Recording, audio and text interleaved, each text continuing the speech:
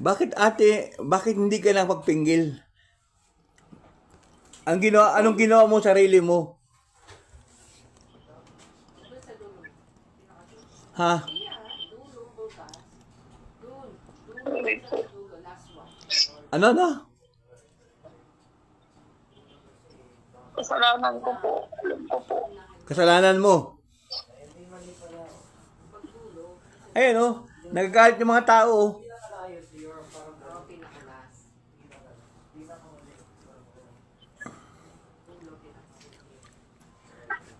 Na-tempo ako kasi nakakausap isang coordinator ko. Maswerte siya, nakausap niya yung coordinator ko. Ito ngayon. Di ako na binagsakan ng ano.